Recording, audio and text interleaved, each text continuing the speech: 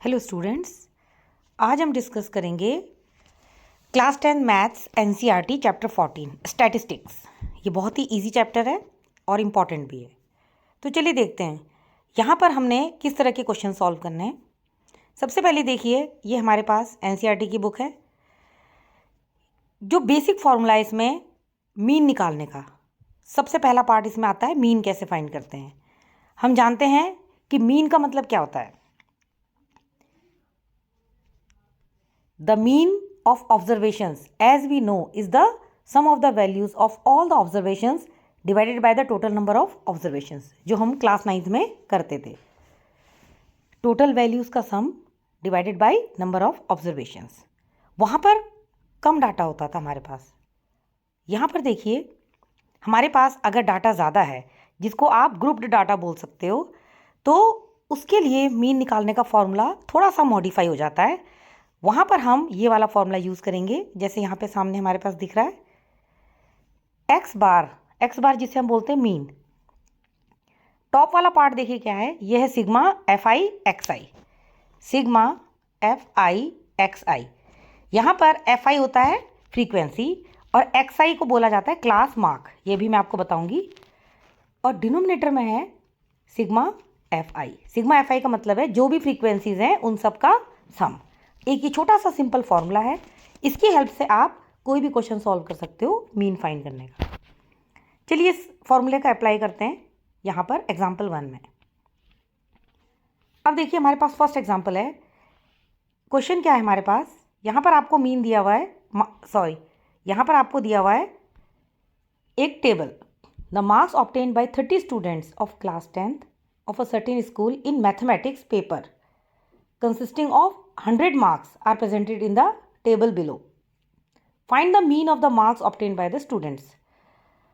अब देखिए यहाँ पर दे रखा है कि कौन से स्टूडेंट के कितने मार्क्स आए। जैसे नंबर ऑफ स्टूडेंट्स नीचे दिखा है, फ्रीक्वेंसी। एक स्टूडेंट ऐसा है जिसके कितने मार्क्स हैं 10। एक स्टूडेंट है जिसके मार्क्स है 20। देयर आर 3 स्टूडेंट्स जिनके मार्क्स कितने आए हैं 36 आए हैं। तो ये आपको टेबल दी हुई है। हम अपने टेबल को सबसे पहले इस तरह से ड्रॉ करेंगे वर्टिकली। जो हमारे पास मार्क्स ऑब्टेन्ड है, ये वाला लाइन ये एक्स आई में आ जाएगा। नंबर ऑफ स्टूडेंट्स जो है ये बन जाएगा हमारा एफ आई। अब हमने सबसे पहले निकालना है F i x I. F I और एक्स आई को मल्टीप्लाई करके यहाँ साइड पे लिखना है। जैसे देखिए 10 और 1, 10 1 जा 10, देन 20 1 जा, नेक्स्ट है 20, फिर 36 को 3 के साथ करेंगे, वो आ गया 108। इस तरह से हम अपनी टेबल कंप्लीट करेंगे। लास्ट में हमने एफ आई एक्स आई जितने भी हमारे पास ये पार्ट्स आए इन सबको ऐड करेंगे, जिसे हम बोलेंगे सिग्मा एफ आई एक्स आई। और इधर से हमारे पास आ जाएगा फ्रीक्वेंसी का सम और जो है सिग्मा एफ आई। अब हमने कुछ नहीं करना है, बस दोनों को डिवाइड करना है। देखिए x bar equals to sigma f i x i upon sigma f i. ये हमारा आंसर आ गया 59.3। इस तरह से हम अपना मीन फाइंड आउट करेंगे। बहुत इजी है। अब देखिए एक चीज़ का हम ध्यान देंगे, ये जो एग्जांपल 1 था इसमें जो हमारे पास मार्क्स ऑब्टेन्ड हैं वो इस तरह से दिए हुए थे, सिंगल नंबर्स हैं।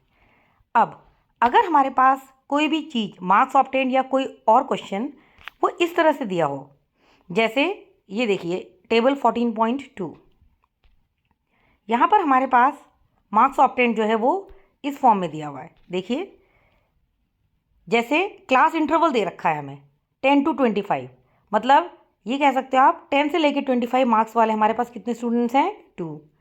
25 से 40 रेंज वाले 3 बच्चे हैं। देन 40 to 45 मार्क्स वाले हमारे पास 7 स्टूडेंट्स हैं। यहाँ हमने क्या करना है, इसमें हम अपने जो क्लास इंटरवल है इसको थोड़ा सा मॉडिफाई करेंगे और हम पहले क्लास मार्क निकालेंगे। बहुत ईजी है, इसमें हमें ज़्यादा कुछ नहीं करना। देखिए हम अपना ये वाला जो टेबल है इसको इस तरह से प्रिपेयर कर लेंगे।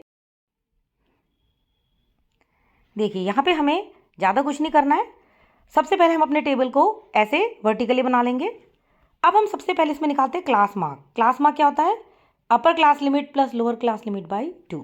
मतलब जो हमारे पास 2 इंटरवल्स दिए हैं, जैसे इसमें दिया है 10 से 25, इसको बोलते हैं अपर क्लास लिमिट, ये होता है लोअर क्लास लिमिट। बस हमने दोनों को ऐड करके 2 से डिवाइड करना है। अब देखिए 10 + 25 कितना हो गया 35/2, ये हमारे पास आ गया 17.5। तो पहला देखिए आ गया हमारे पास 17.5। अब हमें सेकंड निकालना है। सेकंड जो है इसके लिए हमारी रेंज दे रखी है 25 से 40। यहाँ पर देखिए, तो इसमें हम क्या करेंगे 25 + 40/2, ये आ जाएगा 65/2। तो इसको सॉल्व करके हमारे पास आ जाएगा 32.5। अब हमें इन दो से ही पता लग जाएगा कि हमें बाकी के मार्क्स हमारे पास किस तरह से आने वाले हैं। सारा सॉल्व करने की ज़रूरत नहीं है। अब देखिए हमारे पास दो क्लास मार्क आ गए, एक आ गया 17.5, एक आ गया 32.5। अब हम नेक्स्ट निकालने के लिए इन दोनों में गैप देखते हैं। 17.5 और 32.5 में कितने का गैप है। जितना गैप इन दोनों में है उतना ही अगले डिजिट में भी आएगा। तो देखिए कितने का फ़र्क है दोनों में। 17 और 32 को काउंट करते हैं। 17 के बाद देखिए 18, 19, 20, 21, 22, 23, 24, 25, 26, 27, 28, 29, 30, 31, 32, 15 मार्क्स का गैप है। तो इसका मतलब अब जो हमारा 32.5 के बाद नेक्स्ट आने वाला है वो 15 ऐड करके आएगा। तो कितना बन गया 47.5। इसमें 15 ऐड करेंगे, नेक्स्ट हमारे पास आ जाएगा 62.5। इस तरह से ही हमारे पास ये आते चले जाएंगे। तो देखिए कितना आसान है, सिर्फ हमें दो निकालने की ज़रूरत है, उससे हमें समझ आ जाएगा कि किस तरह से बाकी की सीरीज़ कंप्लीट करनी है। बस अब हमारा काम आसान हो गया। अब हमने इन दोनों को मल्टीप्लाई करना है और FI/XI निकालना है। तो देखिए मल्टीप्लाई करके FI/XI आ जाएगा आपके पास, देन उसका सम और यहाँ FI का सम, तो x बार की वैल्यू आ गई 62। तो ये जो मेथड है इसका नाम है डायरेक्ट मेथड। इस मेथड से हम अपना मीन का कोई भी क्वेश्चन सॉल्व कर सकते हैं। अब आपके सिलेबस में दो और मेथड्स हैं, उसको भी हम थोड़ा सा डिस्कस कर लेते हैं। दूसरा मेथड है जिसका नाम है एज्यूम्ड मीन मेथड। इसमें कुछ नहीं करना, देखिए ये हमारे पास टेबल थी। अब कई बार क्या होता है, जैसे हमारे पास अगर कोई क्वेश्चन ऐसा आता है जिसकी कैलकुलेशन हमें लगती है कि थोड़ी सी ज़्यादा है, जैसे यहाँ पर देखिए हमारा ये जो क्लास मार्क है ये वैल्यूज़ थोड़े से बड़े हैं, तो हम अपनी इस वैल्यू को सिंप्लीफाई कर देते हैं थोड़ा सा, जिससे कि हमें कैलकुलेशन थोड़ी सी ईजी हो जाए। अब सिंप्लीफाई करने का तरीका क्या है, इसके लिए अब हमने ये देखना होता है कि यहाँ पर जो हमारे पास वैल्यूज़ हैं इनका जो एक मिडिल पार्ट है उसको ले लेते हैं हम, जिसको हम बोलते हैं एज्यूम्ड मीन। अब देखिए जैसे हमारे पास यहाँ टोटल कितने मार्क्स हैं 1 2 3 4 5 6, हमारे पास यहाँ 6 डिजिट्स हैं। 6 में से हम किसी को भी एक को सेंटर वाला मान लेते हैं, जिसको आप बोलते हो एज्यूम्ड मीन A। अब 6 में से अब वो थर्ड भी हो सकता है, फोर्थ भी हो सकता है, आपकी चॉइस है। मान लो हमने थर्ड वाला नंबर ले लिया जो है 47.5, तो यहाँ पर एज्यूम्ड मीन क्या है 47.5। अब जो हमने ये एज्यूम्ड मीन माना, इसको सभी नंबरों में से माइनस करके नेक्स्ट कॉलम में लिखेंगे।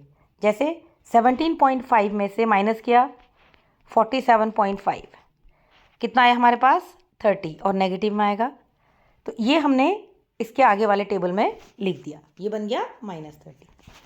इसी तरह से नेक्स्ट निकालेंगे, ये आ जाएगा -15, देन नेक्स्ट 0, फिर इस तरह से इसको करते चले जाएंगे। अब ये वाला जो हमें टेबल मिला है इसका नाम हम दे देते हैं DI। अब हमारा कैलकुलेशन थोड़ा सा आसान होने वाला है, क्यों? क्योंकि अब हमारे पास जो क्लास मार्क दिया था पहले, ये वाले नंबर्स, ये हमने किस में बदल दिए, क्लास मार्क्स को इस छोटी वैल्यूज़ में चेंज कर दिए। अब हमारे पास देखिए नंबर्स क्या हैं, -30, -15, 15, 30, 45। इसके बाद अब हम निकालेंगे FI/DI। पहले हम FI/XI निकालते थे, अब हमने क्या निकालना है FI के साथ DI। अब DI हमारे पास है और F भी हमारे पास है, दोनों को मल्टीप्लाई करके FI/DI में आ जाएंगे। इसके बाद अब हमने सम निकालना है सिग्मा FI/DI का। यहाँ पर देखिए सम निकालने के समय क्या होगा, कुछ वैल्यूज़ नेगेटिव में हैं, कुछ पॉजिटिव हैं, तो कैंसिल हो जाएंगी, थोड़ा सा आंसर हमारा ईजी आ जाएगा। तो सिग्मा FI/DI निकालेंगे और सिग्मा FI निकालेंगे।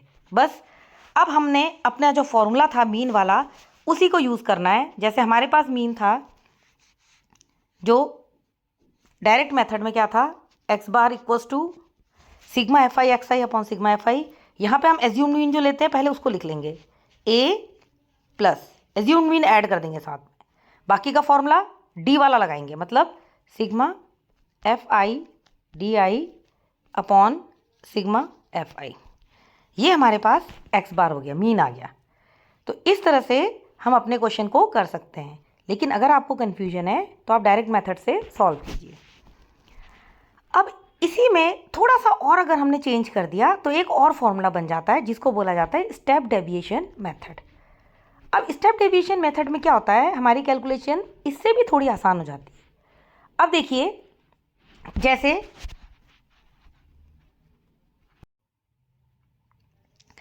जैसे हमारे पास ये टेबल थी, यहाँ तक तो आपको समझ आ गया होगा DI निकालने का प्रोसीजर जो है। अब DI के बाद इसमें एक स्टेप और आ जाता है जिसको आप बोल सकते हैं UI।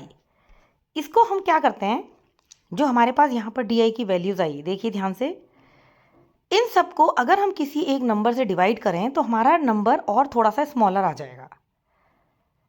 मतलब xi माइनस a, हमारे पास क्या है यहाँ पर -30 है। अब -30 को हम किससे डिवाइड करें जिससे हमारी कैलकुलेशन आसान हो जाए।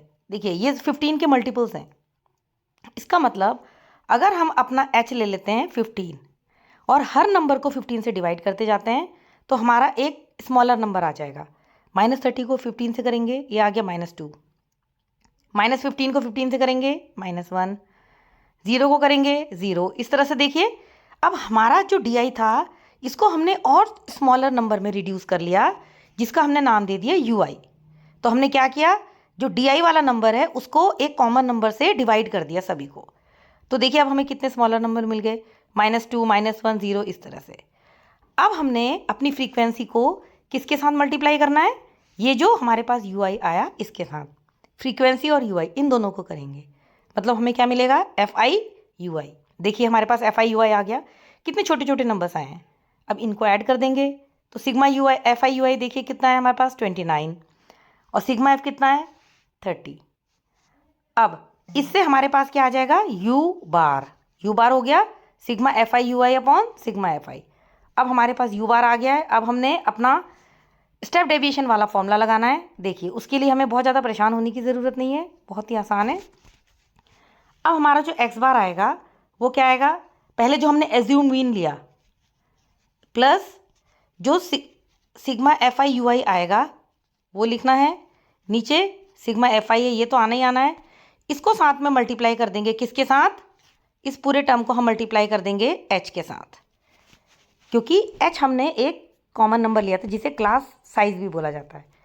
तो देखिए ये हमारे पास फाइनल आंसर आ गया। अब इसी को यहाँ पर इन्होंने अप्लाई किया है, तो देखिए x बार आ गया 47.5 हमारा एज्यूम मीन था, प्लस 15 क्या है क्लास साइज, उसके साथ हमने मल्टीप्लाई कर दिया किसको, sigma FI UI upon sigma FI को। तो हमें बहुत ज़्यादा ये पूरे स्टेप में जाने की ज़रूरत नहीं है, हमें सिर्फ इसका डायरेक्ट फॉर्मूला याद करना है जो हमने यूज़ करना है पेपर में। तो ये 3 मेथड्स हैं, आपको इन तीनों मेथड में से जो भी मेथड कन्वीनियंट लगे आप उसे यूज़ कर सकते हैं अपने क्वेश्चंस को सॉल्व करने के लिए। अगर आपको स्टेप डेविएशन या एज्यूम मीन में कोई कन्फ्यूजन है तो आप डायरेक्ट मेथड से भी अपने क्वेश्चन सॉल्व कर सकते हैं, क्योंकि एग्जाम में सिर्फ इतना लिखा हुआ आएगा कि फाइंड द मीन, वहाँ पर ये नहीं पूछा जाता है कि कोई पर्टिकुलर मेथड, तो सिर्फ आपको मीन निकालने को बोला जाएगा। जैसे देखिए यहाँ पर हमारे पास क्वेश्चन हैं एक्सरसाइज 14.1 के, क्या है क्वेश्चन में, देखिए find the mean of plants पर हाउस। सेकंड क्वेश्चन में find mean daily wages of the workers. तो सभी क्वेश्चन में डायरेक्ट क्वेश्चन ही दिया जाएगा जिसे आप बड़ी आसानी से सॉल्व कर सकते हो। तो इन क्वेश्चंस को आप ट्राई कीजिएगा। Thank you.